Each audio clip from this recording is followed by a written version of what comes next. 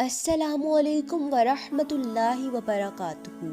قید خانے میں ساتھیوں کا خواب اور آپ علیہ السلام سے تعبیر کی درخواست۔ جب حضرت یوسف علیہ السلام کو قید خانے میں ڈالا گیا تو آپ کے ساتھ دو ایسے نوجوانوں کو بھی قید کیا گیا جن میں سے ایک بادشاہ کا ساقی اور دوسرا باورچی تھا۔ ان دونوں پر بادشاہ کو زہر دینے کا الزام تھا۔ جب جیل میں ان کی ملاقات حضرت یوسف علیہ السلام سے ہوئی تو وہ آپ کے اخلاق، عادات و اطوار، اقوال و افعال، کثرت عبادت اور اللہ کی مخلوق پر شفقت سے بہت متاثر ہوئے۔ ان دونوں نے ایک ہی رات میں خواب دیکھا۔ ساقی نے خواب میں دیکھا کہ انگور کی بیل کی 3 شاخیں ہیں، ان میں پتے اگائے ہیں اور انگوروں کے گچھے پک گئے ہیں۔ اس نے انگور لے کر بادشاہ کے پیالے میں نچوڑے اور اسے وہ مشروب پلا دیے۔ باورچی نے خواب میں دیکھا کہ اس کے سر پر روٹیوں کی 3 ٹوکریاں ہیں اور پرندے سب سے اوپر کی ٹوکری سے کھا رہے ہیں۔ ان دونوں نے اپنا اپنا خواب حضرت یوسف علیہ السلام کو سنایا اور تعبیر بتانے کی بھی درخواست کی۔ حضرت یوسف علیہ السلام نے اپنے جیل کے ساتھیوں کو اللہ کی توحید اور دین کی باتیں سمجھانے کے بعد انہیں تعبیر یہ بتائی کہ تم میں سے جس نے اپنے آپ کو شراب نچوڑتے دیکھا ہے، اس کی تعبیر یہ ہے کہ اسے قید سے رہائی مل جائے گی اور وہ دوبارہ اپنے بادشاہ کو شراب پلانے پر مامور ہوگا، اور جس نے اپنے سر پر روٹیوں کے ٹوکرے دیکھے ہیں اسے پھانسی دے دی جائے گی اور پرندے اس کے سر سے گوشت نوچ نوچ کر کھائیں گے۔ حضرت یوسف علیہ السلام نے خواب کی تعبیر بتانے کے بعد ساقی سے کہا کہ تم تو نجات پا جاؤ گے، اس لیے جب بادشاہ کے پاس جاؤ تو ان سے میرا ذکر بھی کرنا کہ ایک بے گناہ آدمی قید میں پڑا ہوا ہے۔ رہائی پانے والے ساقی کو آپ علیہ السلام کا بادشاہ کے سامنے ذکر کرنا شیطان نے بھلا دیا۔ اس طرح آپ علیہ السلام کئی سال تک مزید قید خانے میں رہے۔ ساقی کے رہا ہونے کے کئی سال کے بعد مصر کے بادشاہ کو خواب آیا کہ 7 موٹی گائیں ایسی ہیں جنہیں 7 دبلی گائیں کھا رہی ہیں، اور 7 خوشے خشک ہیں اور 7 سبز۔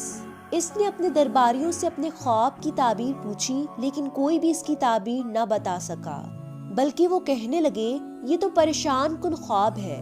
آخر کار وہ ساقی جو قید سے رہائی پا کر بادشاہ کے ہاں پہنچا تھا، اس نے کہا کہ اگر آپ مجھے اجازت دیں تو میں قید خانے میں جاتا ہوں۔ وہاں ایک یوسف نامی آدمی ہے جو اس خواب کی تعبیر بتا سکتے ہیں۔ چنانچہ اجازت ملنے کے بعد وہ آپ علیہ السلام کے پاس آیا اور آپ سے خواب کی تعبیر دریافت کی۔ آپ علیہ السلام نے جو تعبیر بتائی وہ بالکل صحیح ثابت ہوئی۔ ساقی فوراً بادشاہ کے پاس پہنچا اور حضرت یوسف علیہ السلام کی بتائی ہوئی تعبیر اس کے سامنے پیش کی۔ خواب کی تعبیر معلوم ہونے پر بادشاہ بڑا خوش ہوا اور حضرت یوسف علیہ السلام کو اپنے خاص لوگوں میں شامل کرنے کے لیے اپنے پاس لانے کا حکم دیا۔ جب بادشاہ کا قاصد آپ علیہ السلام کے پاس حاضر ہوا تو آپ نے اس وقت تک قید خانے سے باہر نکلنے سے انکار کر دیا جب تک آپ کی مکمل بے گناہی کا اظہار نہ ہو جائے۔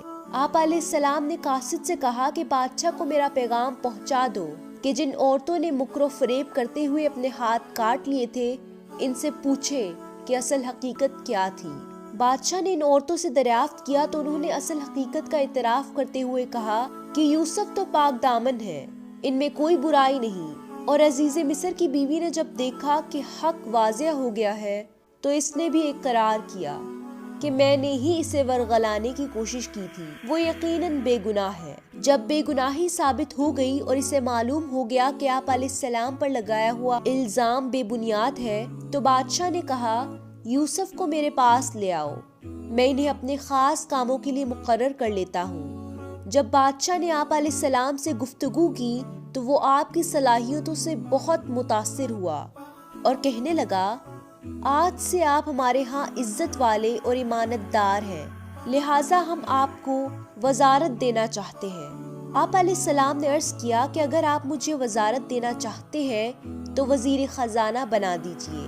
لہٰذا اس طرح آپ علیہ السلام کو مصر میں وزارت کے عہدے پر فائز کر دیا گیا، اور اللہ عز و جل کا وہ وعدہ پورا ہوا کہ ہم آپ کو زمین میں اعلیٰ مقام پر فائز فرمائیں گے۔ حضرت یوسف علیہ السلام کو چونکہ پہلے ہی علم ہو چکا تھا کہ 7 سال کے بعد قحط سالیاں آئیں گی، آپ نے پہلے ہی ایسی تدابیر اختیار کی کہ قحط سالی والے سال بھی لوگوں کو خوب چیزیں میسر ملی اور ان کی ضرورتیں پوری ہوتی گئیں۔ حضرت یوسف علیہ السلام نے بہترین تدابیر اختیار کر کے اناج کو محفوظ کر لیا۔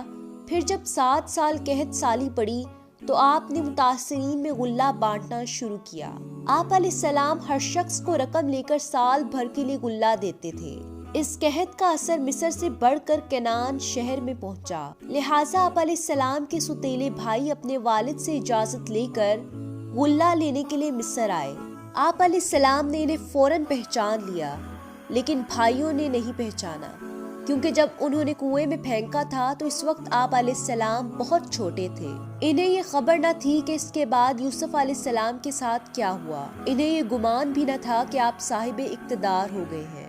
حضرت یوسف علیہ السلام نے بھائیوں سے اجنبیوں کی طرح گفتگو کی اور پوچھا کہ تمہارے سوا اور کوئی بھی تمہارا بھائی ہے؟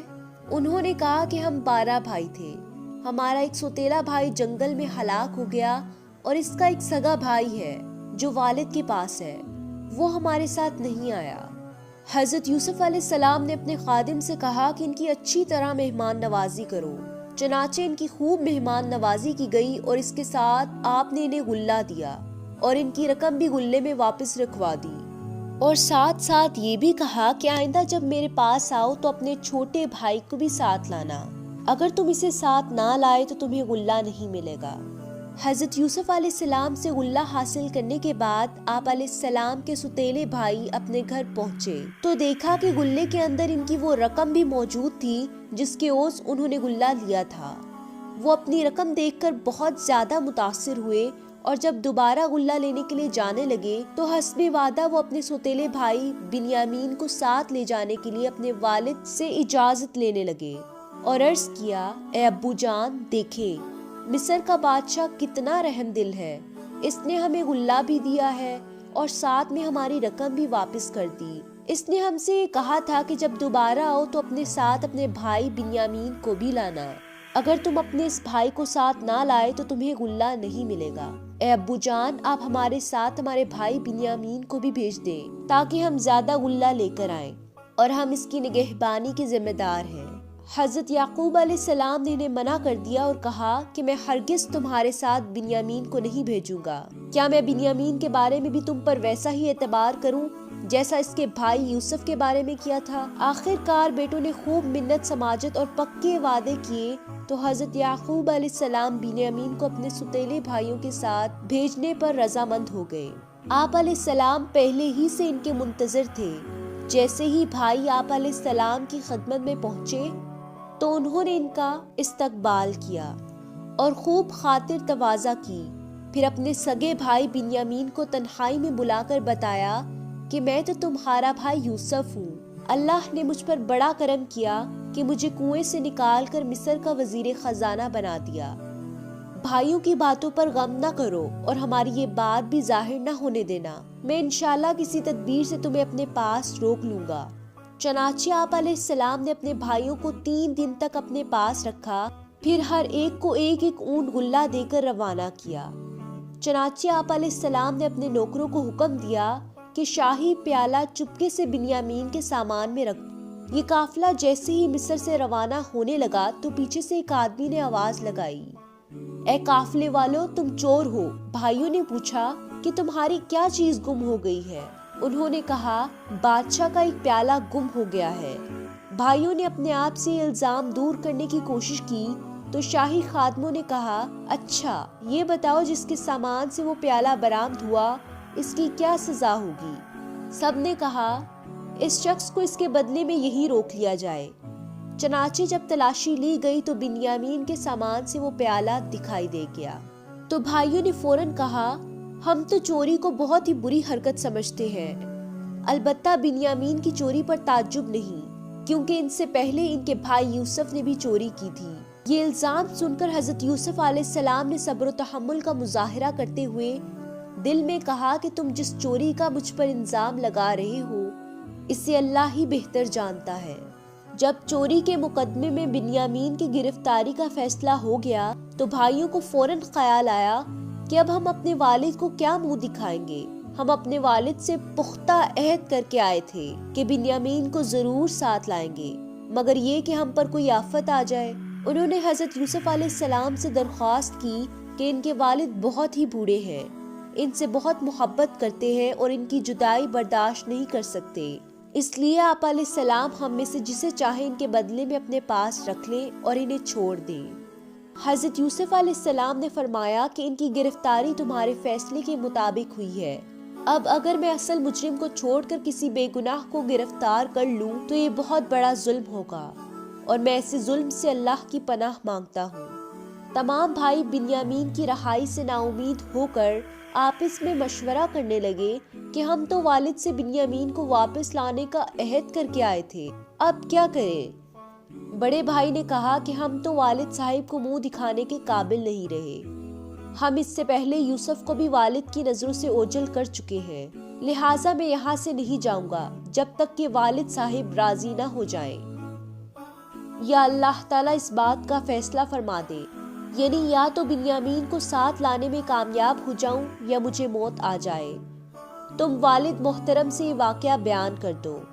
چنانچہ آپس میں مشورہ کرنے کے بعد بھائی مصر سے چل پڑے اور اپنے والد محترم کی خدمت میں جا کر صورتحال بیان کی اور کہا کہ ابا جان، جب ہم نے عہد کیا تھا تو ہمیں علم نہ تھا کہ بنیامین چوری کرے گا، ہم سے تو عزیز مصر نے چوری کی سزا پوچھی تھی جو ہم نے اپنے دین کے مطابق بتا دی، اگر آپ کو ہماری سچائی کا اعتبار نہیں ہے تو اس قافلے والوں سے پوچھ لیں جس کے ساتھ ہم آئے ہیں۔ حضرت یوسف علیہ السلام کے بھائیوں سے صورتحال کا پتہ چلنے پر حضرت یعقوب کا پرانا غم تازہ ہو گیا۔ آپ علیہ السلام نے اس واقعے پر افسوس کا اظہار کرتے ہوئے وہی جملہ کہا جو حضرت یوسف علیہ السلام کے صدمے ملنے پر کہا تھا، اور اس واقعے پر صبر کرنے کے ساتھ ساتھ یہ امید بھی ظاہر کی کہ عنقریب اللہ تعالیٰ ان سب کو مجھ سے ملوائے گا۔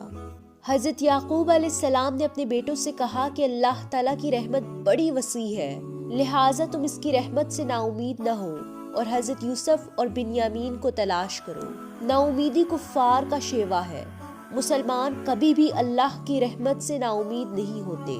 حضرت یعقوب علیہ السلام کے کہنے پر تمام بھائی حضرت یوسف علیہ السلام اور بنیامین کو تلاش کرنے کے لیے مصر کی طرف چل پڑے۔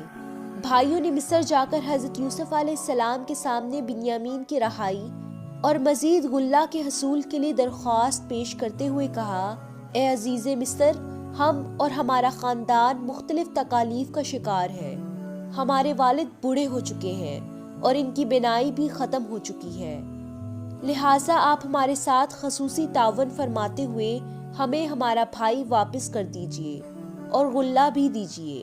حضرت یوسف علیہ السلام کے بھائی 3 مرتبہ آپ سے ملاقات کر چکے تھے، لیکن وہ آپ علیہ السلام کو پہچان نہیں پائے۔ آپ علیہ السلام نے ان سے سوال کیا، کیا تمہیں یاد ہے کہ تم نے یوسف اور ان کے بھائی کے ساتھ کیا سلوک کیا؟ یہ سنتے ہی بھائی حضرت یوسف کو پہچان گئے اور شرمندہ ہو کر کہنے لگے، یقیناً اللہ نے آپ کو چن لیا اور ہم پر فضیلت عطا فرمائی، بے شک ہم غلطی پر تھے، آپ ہماری غلطی معاف کر دیجئے۔ پھر آپ علیہ السلام نے انہیں ان کا جرم معاف فرماتے ہوئے اللہ سے معافی مانگنے کو کہا۔ حضرت یوسف علیہ السلام کے بھائیوں نے جب آپ علیہ السلام سے معافی کی درخواست کی تو آپ علیہ السلام نے انہیں معاف کرتے ہوئے فرمایا، مجھے تم سے کوئی شکایت نہیں، تم اللہ سے معافی مانگو۔ جب حضرت یوسف علیہ السلام کے بھائی واپس جانے لگے تو آپ علیہ السلام نے فرمایا کہ میری یہ قمیض لے جاؤ اور والد صاحب کے چہرے پر ڈال دو، ان کی بینائی واپس آ جائے گی، پھر تمام اہل خانہ کو بھی یہاں لے آؤ تاکہ ہم سب مل کر زندگی گزاریں۔ حضرت یوسف علیہ السلام کے بھائی جیسے ہی آپ کی قمیض اور غلہ لے کر مصر سے روانہ ہوئے تو حضرت یعقوب کو حضرت یوسف علیہ السلام کی قمیض کی خوشبو آنے لگی۔ آپ علیہ السلام نے اپنے اہل خانہ سے فرمایا، اگر تم مجھے بہکا ہوا نہ کہو تو میں تمہیں بتاؤں کہ مجھے یوسف کی خوشبو آ رہی ہے۔ اہل خانہ نے آپ علیہ السلام کی بات پر یقین نہیں کیا۔ پھر جب خوشخبری دینے والے نے آ کر حضرت یوسف کی قمیض آپ کے چہرے مبارک پر ڈالی تو آپ کی آنکھیں روشن ہو گئیں۔ آپ نے فوراً فرمایا، کیا میں تم سے یہ نہیں کہا کرتا تھا کہ اللہ کی طرف سے مجھے وہ باتیں معلوم ہیں جو تمہیں معلوم نہیں ہیں؟ پھر آپ علیہ السلام کے تمام بیٹوں نے عرض کیا کہ ابو جان، بے شک ہم سے غلطی ہو گئی ہے، آپ ہمارے لیے اللہ سے استغفار کریں۔ تو آپ علیہ السلام نے ان کے لیے استغفار کی حامی بھر لی۔ جب بھائیوں نے حضرت یوسف علیہ السلام کے پورے خاندان کو مصر میں لانے کا پیغام حضرت یعقوب علیہ السلام کو پہنچایا تو آپ علیہ السلام اپنے پورے خاندان کو لے کر مصر کی طرف روانہ ہو گئے۔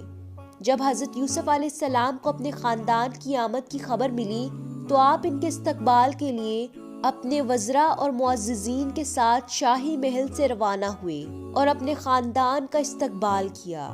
حضرت یعقوب علیہ السلام اپنے بیٹے کی محبت، عزت اور عظمت کو دیکھ کر بڑے خوش ہوئے اور اس پر اللہ کا شکر ادا کیا۔ اس قصے کا اگلا حصہ دیکھنے کے لیے اگلی ویڈیو کا انتظار کیجیے۔ مزید ویڈیوز دیکھنے کے لیے ہمارے چینل کو سبسکرائب کیجیے تاکہ نئی آنے والی ویڈیوز آپ تک بآسانی پہنچ سکے۔